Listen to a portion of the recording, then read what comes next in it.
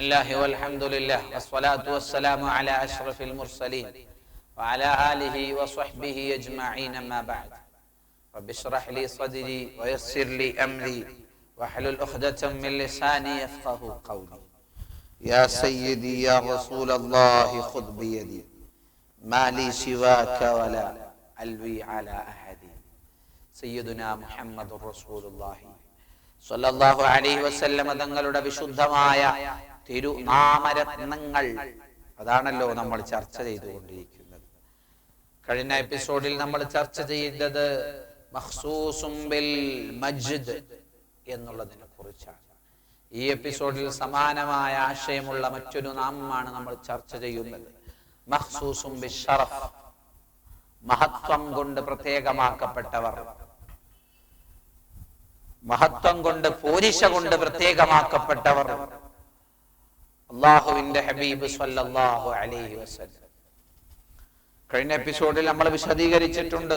എല്ലാ നിലക്കുമുള്ള, എല്ലാ രൂപത്തിലുമുള്ള മഹത്വവും സ്ഥാനവും ഉടയവരാണ് മുഹമ്മദുർ റസൂലുള്ളാഹ് സ്വല്ലല്ലാഹു അലൈഹി വസല്ലം. സയ്യിദുനാ മുഹമ്മദുർ റസൂലുള്ളാഹ് തങ്ങളെക്കാൾ ഷറഫുള്ള ഒരാളുമില്ല, ഒരു വസ്തുവുമില്ല. അള്ളാഹുവിന്റെ സൃഷ്ടികളിൽ ഒന്നും തന്നെ ഇല്ല. ഏറ്റവും ഷറഫായത് അഷ്റഫുൽ ഖൽഖ് എന്നാണല്ലോ മുത്തുനബിയെ കുറിച്ച് നമ്മൾ പറയാറുള്ളത്.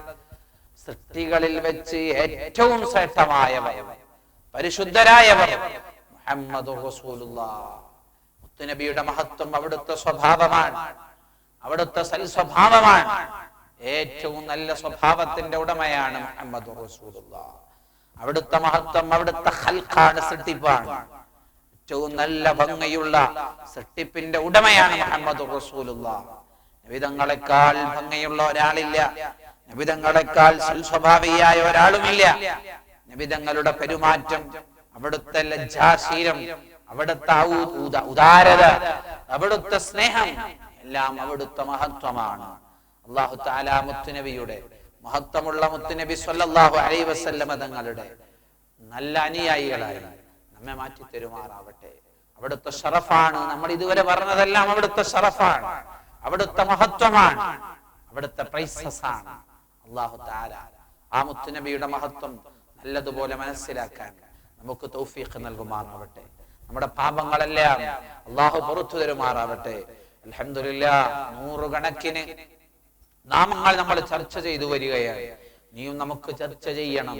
എവിടെയാണ് ഒരു സെമി കോളനിട്ട് നമുക്ക് ഇത് നിർത്താൻ കഴിയുക എന്നറിയില്ല. നമുക്ക് തുടർന്നു പോകാം. എത്രയാണോ അള്ളാഹു നമുക്ക് ആഫിയത്ത് തരുന്നത്, തൗഫീഖ് റബ്ബ് തരണമല്ലോ.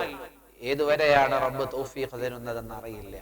ഇൻഷാ അല്ലാഹ് 200ഉം അതിനപ്പുറവും ഒക്കെ നമുക്ക് പറയണം.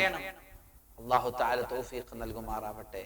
അല്ലാഹു നമ്മെ അനുഗ്രഹിക്കുമാറാവട്ടെ. ആമീൻ ബിറഹ്മതിക യാ അർഹം